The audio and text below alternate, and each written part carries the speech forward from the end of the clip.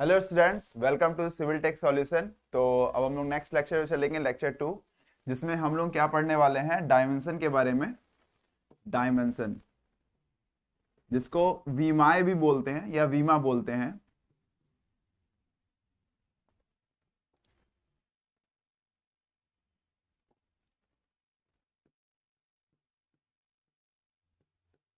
विमाएँ। अब देखो डायमेंशंस होता क्या है। अगर आपसे कभी भी कोई कहता है कि डायमेंशन क्या है, तो तुमने एक वर्ड तो अक्सर सुना होगा, one dimensional, two dimensional, three dimensional.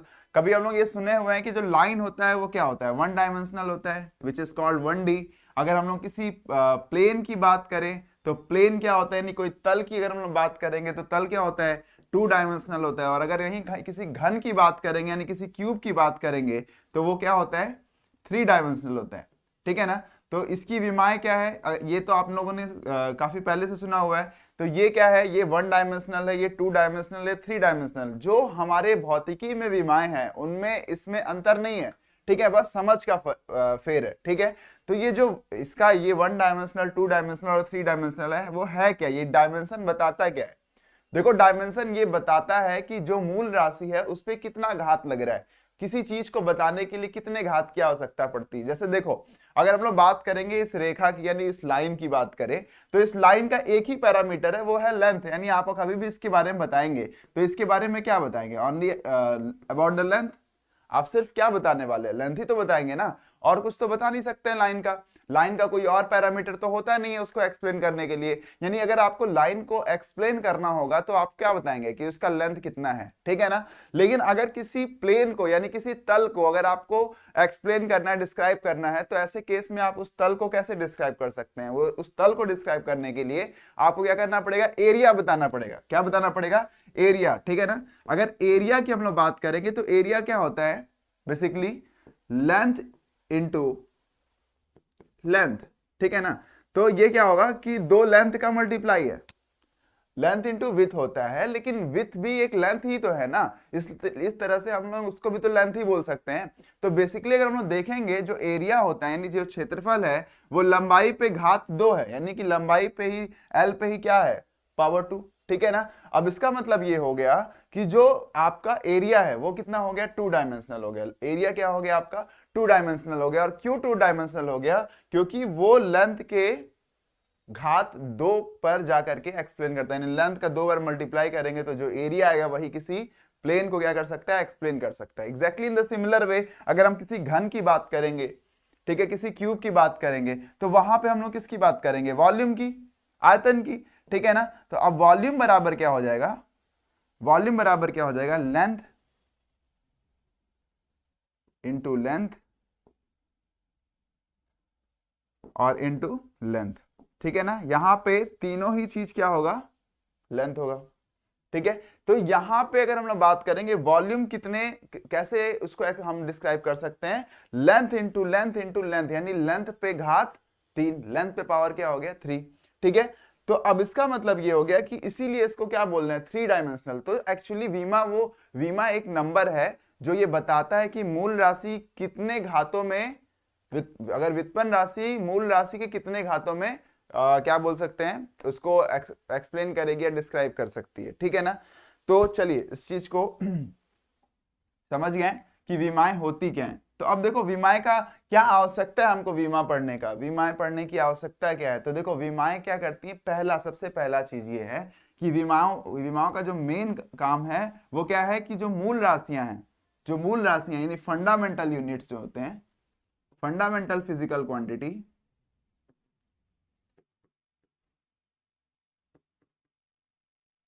Quantity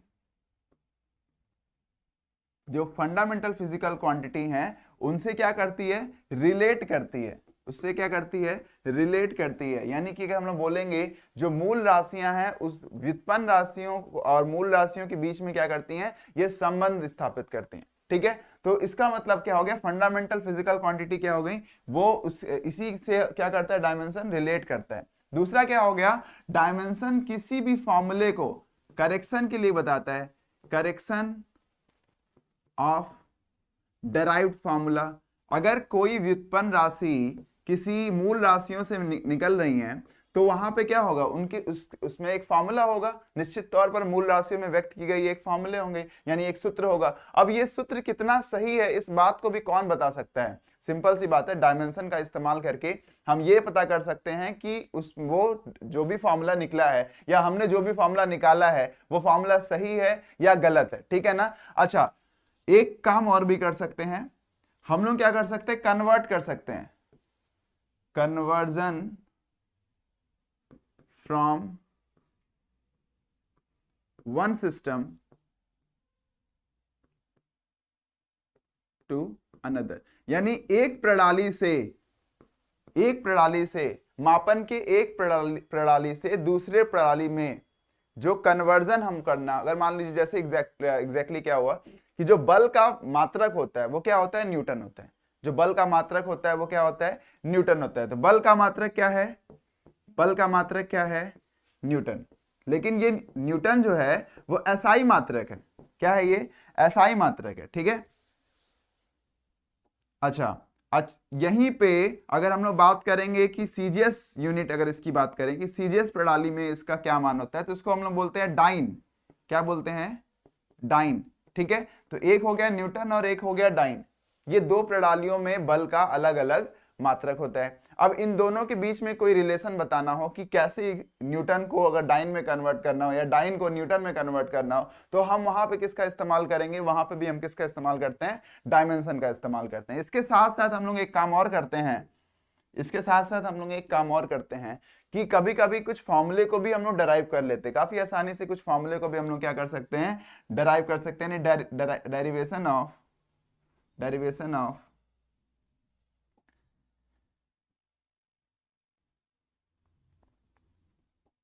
derivation of new formula, ठीक है। तो न्यू फॉर्मूला को हम लोग क्या कर सकते हैं, डराइव कर सकते हैं, यानी नए सूत्र को हम लोग क्या कर सकते हैं, डराइव कर सकते हैं। देखो, इंग्लिश हिंदी से मैं फिर से बोल रहा हूं कि आपको बहुत ज्यादा परेशान होने की जरूरत नहीं है। बात यह है कि इंग्लिश तो आप सुन ही रहे हैं, इंग्लिश तो आप देख ही रहे हैं, और मैं हिंदी को लगातार बोल रहा हूं। तो आप इस बात से कभी मत घबराइएगा कि आपको हिंदी नहीं बताया जाएगा, हिंदी के साथ ही बल्कि मैं चलूंगा।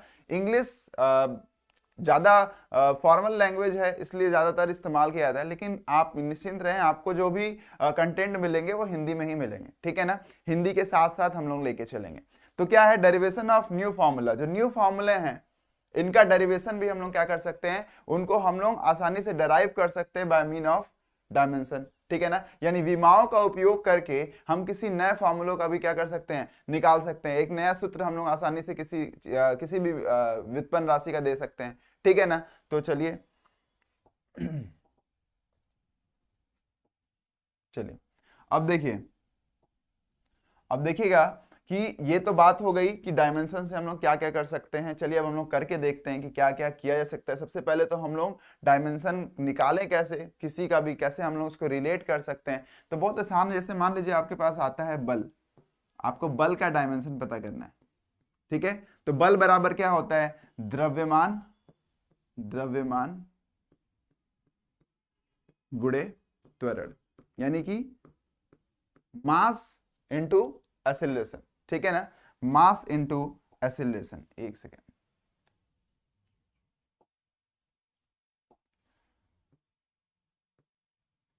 द्रव्यमान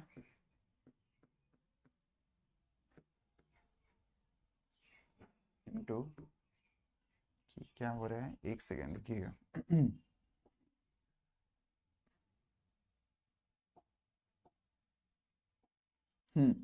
तो हम अगर बात करेंगे बल की, तो बल बराबर क्या हो जाता है, द्रव्यमान और गुणे त्वरण, ठीक है। अब हमको द्रव्यमान का क्या है पता है, द्रव्यमान होता है क्या है, बेसिकली द्रव्यमान हो गया आपका मास, वो तो मूल राशि है ही, ठीक है। तो द्रव्यमान तो ठीक है, लेकिन त्वरण अगर आपको बताना होगा तो त्वरण कैसे निकालेंगे, तो त्वरण बेसिकली क्या होता है, वेग अप बटा समय, ठीक है ना। तो त्वरण बराबर हम लोग क्या लिख सकते हैं, वेग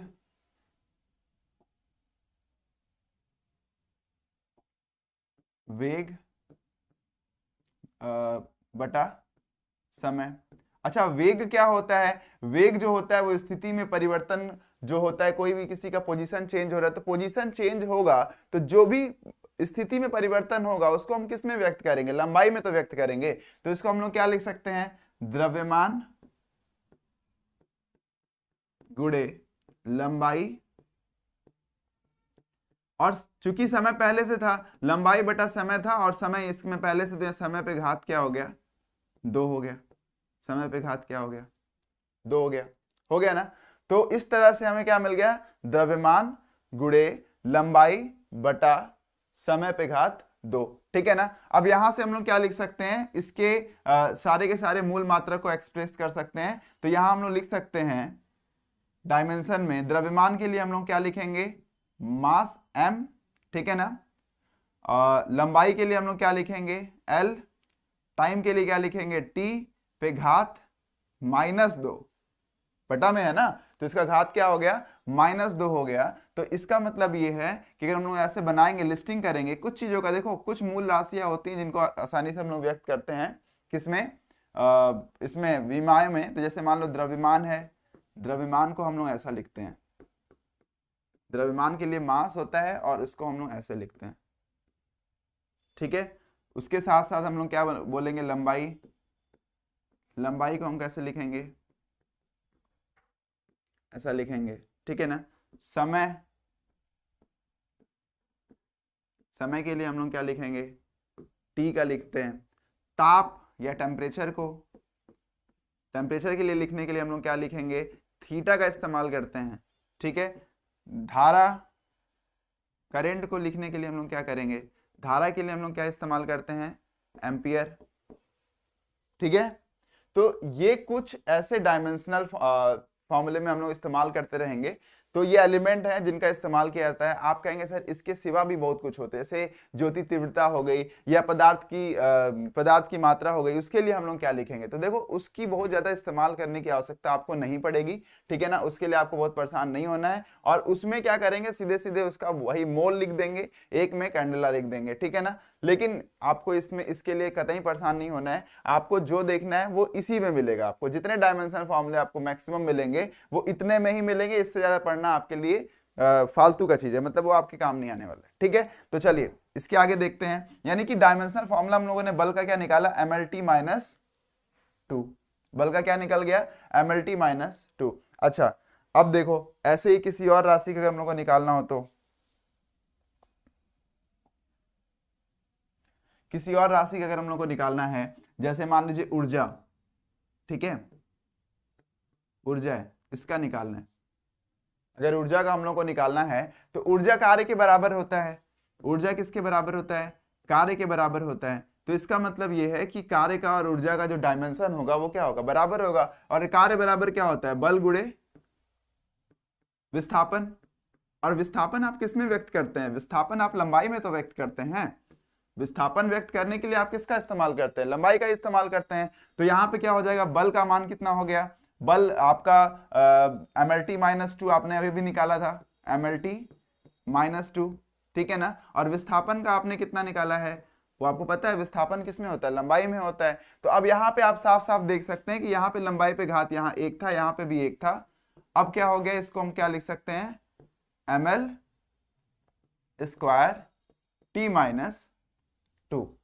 ठीक है ना। तो इसी को हम लोग क्या बोलते हैं? विमीय सूत्र। क्या बोलते हैं इसका? ऊर्जा का क्या मिल गया विमीय सूत्र हमको? ML²T-2। कितना क्या मिल गया हम लोग को? ML²T-2। तो देखो इस डायमेंशन का इस्तेमाल हम लोग कैसे करेंगे, इस चीज को हम लोग आगे देखने जा रहे हैं। ठीक है। देखो अगर हम लोग डायमेंशन के इस्तेमाल की बात करें कि डायमेंशन का उपयोग कैसे करेंगे, डायमेंशन का इस्तेमाल कैसे करेंगे, उसका अनुप्रयोग कैसे करेंगे, तो देखो अब हम लोग को एप्लीकेशन ही पढ़ना है। ठीक है। एप्लीकेशन में सबसे पहला चीज तो ये कि किसी फॉर्मूले में कितना करेक्शन है, करेक्ट है ये फॉर्मूला या नहीं है, इस बात को समझना है। तो इस चीज के लिए हम लोग किसका इस्तेमाल करेंगे? डायमेंशन का इस्तेमाल करेंगे। जैसे मान लीजिए कि आपको पता है कि जैसे एग्जाम्पल मैं दे रहा हूं कि आपको अगर मान लेते हैं कि गतिज ऊर्जा जो है, इसका फॉर्मूला आपका दिया गया है, गतिज ऊर्जा, इसका फॉर्मूला क्या दिया हुआ है? 12 mv²। ठीक है ना। ये तो फॉर्मूला हो गया गतिज ऊर्जा का जिसकी वैल्यू है हाफ mv² की। अच्छा, अब इसमें आपको क्या करना है, इसमें करना ये है कि इसके फॉर्मूले को चेक करना है कि क्या ये फॉर्मूला सही है या नहीं है। तो हमको ऊर्जा का, गतिज ऊर्जा का डायमेंशनल फॉर्मूला पता है, वो कितना होता है ml² T-2, ठीक है ना। अच्छा, अगर हम लोग यहाँ पे डायमेंशनल फॉर्मूला देखेंगे तो भाई ये एक न्यूमेरिकल वैल्यू है, इसका तो कोई डायमेंशन नहीं होगा, तो इसके लिए तो नील डायमेंशन है। इसके लिए हम लोग सीधे सीधे क्या लिख सकते हैं, नील, कोई भी डायमेंशन नहीं है, इसको लिखने की भी जरूरत नहीं है, ठीक है, इसके लिए लिखने की कोई जरूरत नहीं है। अच्छा, इसके लिए डायमेंशन क्या हो जाएगा, इसके लिए डायमेंशन हो जाएगा कैपिटल M, मास है तो कैपिटल M हो गया। अगर वेलोसिटी की बात करें तो वेलोसिटी के लिए कितना क्या हो जाएगा आपका, क्योंकि वेलोसिटी के लिए होता है LT-2, सॉरी माफ करिएगा, वेलोसिटी के लिए क्या हो जाता है LT-1, LT-1, ठीक है। और इसका क्या कर देंगे आप, स्क्वायर कर देंगे, क्योंकि वेलोसिटी का क्या है, स्क्वायर है। अब इस केस में हमें क्या दिखाई देगा कि हम लोग देख रहे हैं कि m है और दूसरे साइड में क्या है आपका L² T-2, और इन सबको हम लोग ऐड कर देंगे तो हम लोग को क्या मिल गया ml² T-2। तो हम लोग देख रहे हैं कि अगर विमी सूत्र दोनों तरफ लेफ्ट हैंड और राइट हैंड देखेंगे तो दोनों तरफ हम लोग को क्या मिल रहा है, विमी सूत्र क्या मिल रहा है, समान मिल रहा है। इसका मतलब ये है कि जो सूत्र है, यानी जो फॉर्मूला हम लोग को मिला था गतिज ऊर्जा बराबर हाफ mv², ये क्या है, पूरी तरह से सही है। तो पहला काम क्या हो गया, करेक्शन करना, यानी करेक्ट कर सकते हैं हम किसी भी फॉर्मूले को कि वो फॉर्मूला कितना सही है या कितना गलत है, ठीक है। इसके साथ साथ अगर हमको मान लीजिए कन्वर्ट करना रहा, कन्वर्ट करना है, तो कन्वर्ट करने में क्या हो गया कि मान लीजिए आपके पास बल का मात्रक क्या मिला हुआ है, जो बल का मात्रक है वो क्या है, बल बराबर क्या होता है, बल का मात्रक क्या होगा आपका न्यूटन, ठीक है ना। बल का मात्रक, बल का मात्रक क्या है, SI मात्रक, वो क्या हो जाता है न्यूटन, ठीक है ना।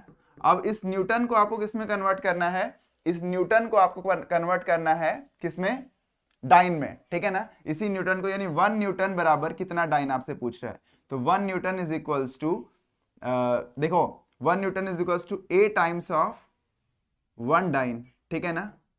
A डाइन मान लेते हैं, हम ऐसा लिख लेते हैं, 1 न्यूटन इज इक्वल्स टू क्या लिख सकते हैं हम लोग, A डाइन लिख सकते हैं। तो 1 न्यूटन बराबर क्या हो जाएगा आपका, 1 न्यूटन की जगह पे आप क्या लिख सकते हैं, आपको पता है कि बल 1 न्यूटन बराबर क्या होगा, बल है, तो बल का जो SI यूनिट होता है, वो डायमेंशन होता है, वो कितना होता है ml-t-2, ठीक है, is equals to A times of dyne के साथ भी यही है ml-t-2, लेकिन यहाँ पे हम लोग एक को 1 एक्सप्रेस कर देंगे, m1 l1 और t1, और एक को क्या कर देंगे m2 l2 और t2 कर दे रहे हैं, ठीक है। अब हम लोग को इस A की वैल्यू निकालनी है कि 1 न्यूटन बराबर कितना डाइन, यही तो निकालना है ना। तो A बराबर हम लोग आसानी से निकाल सकते हैं by dividing it as m1 upon m2, ये आप पे घात कितना है 1 है, इसके लिए तो कुछ सोचना नहीं है। दूसरा क्या हो गया L1 अपॉन L2, यहाँ पे ml-t-2 होता है तो इस पे भी वही है। अगर टाइम पे देखेंगे तो क्या मिला T1 अपॉन T2, और इस पे घात कितना है -2 का, ठीक है। इस पे घात कितने का है,